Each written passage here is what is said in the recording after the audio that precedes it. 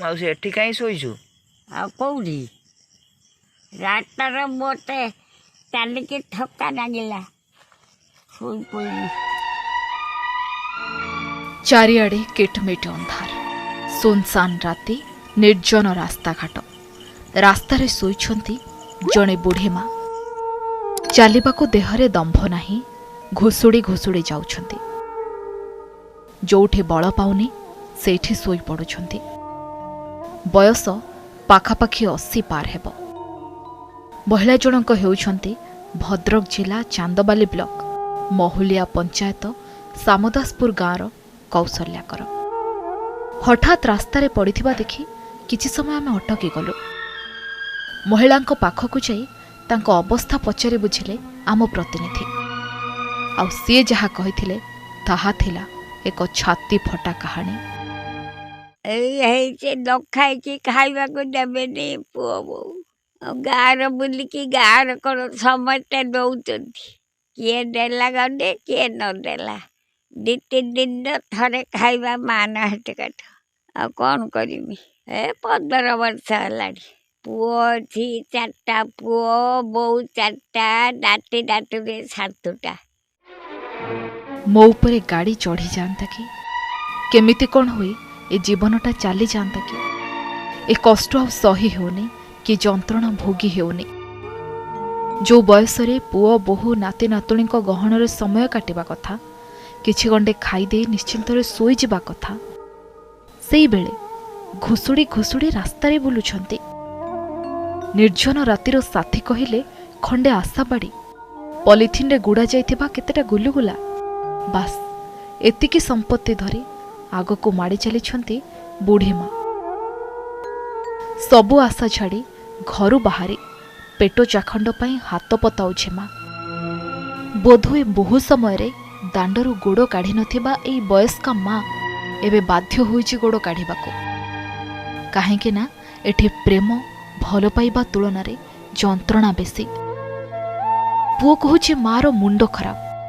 ଗାଁ ପିଲା ପାଗେଳି ବୁଢ଼ୀ କହି ଡାକ ପକାଉଛନ୍ତି। ସାଇ ପଡ଼ିଶା ଟାହି ଟାପରା କରୁଛନ୍ତି। ବୁଢ଼ୀ ଆସିଲା କହି କବାଟ ବନ୍ଦ କରି ଦେଉଛନ୍ତି।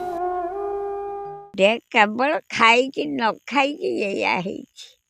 ଏଇ 6 ଦିନ ହେଲା ଜମା କିଛି ଖାଇନି, ଚାଲି ପାରୁନି, ବସିକି ଚାଲୁଛି। ଘରେ ଯାଇକି ଶୋଇବି ଆଉ କ'ଣ କରିବି। ଏଇରକମ ପୁରା 6 ଦିନ ହେଲା ଜମା ଖାଇନି। 15 ବର୍ଷ ହେଲା। କ'ଣ ଚାହିଁବି କେମିତି ମୋ ଦିନଟା ସରିଯାଆନ୍ତା, ନହେଲେ ଭଲ ହେଇଯାଆନ୍ତା।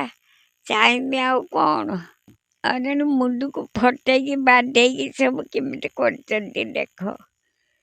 ଖାଲି ମୁଣ୍ଡର, ଆଣ୍ଠୁର, କାନ୍ଧର, ହାତର ବାନ୍ଧେଇବେ। ବୋଉମାନେ ବି ବାନ୍ଧେଇବେ। ପୁଅ ବୋହୂଙ୍କ ମାଡ଼ରେ ଘାଇଲା ହୋଇଛି ବୁଢ଼ୀ ମା। ସ୍ୱାମୀ ଆରପାରିକୁ ଯିବା ପରେ ଏମାନଙ୍କୁ ଆଶ୍ରା କରି ବାକି ଜୀବନ କାଟିବାକୁ ଚାହିଁଥିଲା। ହେଲେ କାନ୍ଦି କାନ୍ଦି ଏବେ ତା ଆଖିରୁ ଆଉ ଲୁହ ବାହାରୁନି। କାହିଁକି ନା ବର୍ଷେ କି 2 ବର୍ଷ ନୁହେଁ, ପ୍ରାୟ 15 ବର୍ଷ ଧରି ଏ ଆଖି ଭିଜୁଛି। ଆଖି ଲୁହ ଆଖିରେ ମରୁଛି। ବୟସ ବେଳେ ପୁଅଟିଏ ପାଇଁ ଠାକୁରଙ୍କ ପାଖରେ କେତେ ଥର ମୁଣ୍ଡ ବାଡ଼େଇ ନଥିଲା ସେ। ଶେଷରେ କୋଳରେ ପଛକୁ ପଛ 4ଟି ପୁଅକୁ ପାଳି ଛୋଟରୁ ବଡ଼ କରି ଦିନେ ଗର୍ବରେ ଫାଟି ପଡ଼ୁଥିବା ଏ ମା ଯେ ଏମିତି ଦୁଃଖକୁ ସାମ୍ନା କରିବ ତାହା କେବେ ଭାବିନଥିଲା। 4 ପୁଅ 4 ବୋହୂ ସାଙ୍ଗକୁ 7 ଜଣ ନାତି ନାତୁଣୀଙ୍କୁ ପାଖରେ ପାଇଥିଲେ ବି ସେମାନଙ୍କ ସ୍ନେହ ଟିକେ ତ ପାଇଲାନି। ହେଲେ ମାଡ଼ ସହ ଭୋକରେ ପକେଇଦେଲେ। ବର୍ଷ ବର୍ଷ ଧରି ପୁଅ ତ ପିଟି ଆସୁଥିଲା, ଶେଷରେ ବୋହୂମାନେ ବି ଛାଡ଼ିଲେ ନାହିଁ। ଏମିତିକି ବାଡ଼େଇ ମୁଣ୍ଡ ଫଟେଇ ଦେଲେ। ବୟସ 80 ହେଲେ ବି ବୁଢ଼ୀ ମା ଏବେ ବେଶ୍ ସୁସ୍ଥ ଅଛି। କାନକୁ ଭଲ ଭାବରେ ଶୁଭୁଛି, ଆଖିକୁ ବି ଭଲ ଦିଶୁଛି। ସମସ୍ତ ପ୍ରଶ୍ନର ଉତ୍ତର ରୋକଠୋକ ବି ଦେଉଛି। ସେ ସେବା ଶୁଶ୍ରୂଷା ଚାହୁଁନି। ଯଦି ବୟସ ଥାନ୍ତା ନିଜେ ବି ଫୁଟେଇ ଖାଇ ପାରିଥାନ୍ତା। ହେଲେ ସେତକ ତା ପାଇଁ ସମ୍ଭବ ହେଉନି। କାହିଁକିନା ସେ ଏବେ ଅକ୍ଷମ ହୋଇଯାଇଛି। ଦିନ ରାତି ଘରକୁ ଘର ବୁଲୁଛନ୍ତି।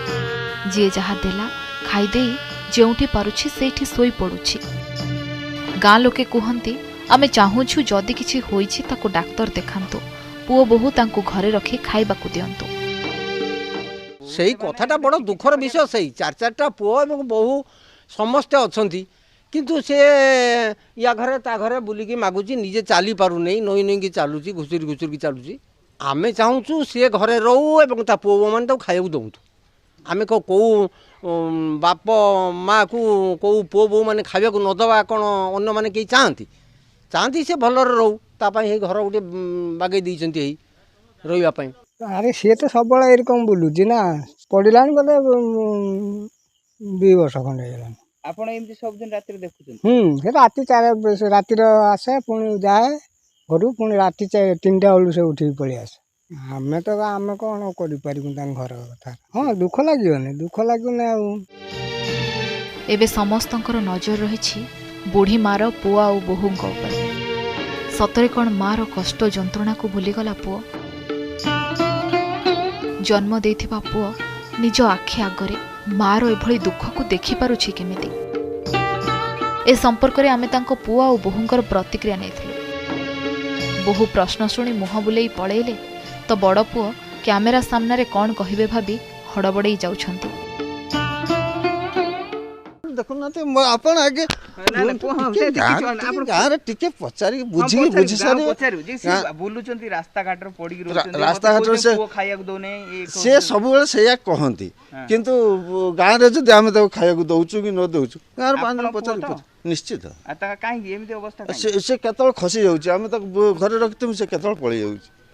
तारे आपण चाहू जदि कोन ना चाहिबु कोन आमे चाहूछु ताको रखिबो खाइयाक देबो पाख रखुछु ना जदि आमे जदि खाइयाक न देबु गाँव रे 5 जन पचांतु जदि खाइ मना करिवे तले आपण जो निष्पत्ति करिवे काहे कि से एमिति बाहर बुलुचंती होचंती कोन पई मु कोन कहि ना तथा सी कहउछन बहु के खाइयाक दोनांती पुओ खाइयाक दोनांती आपण कोन कहउछन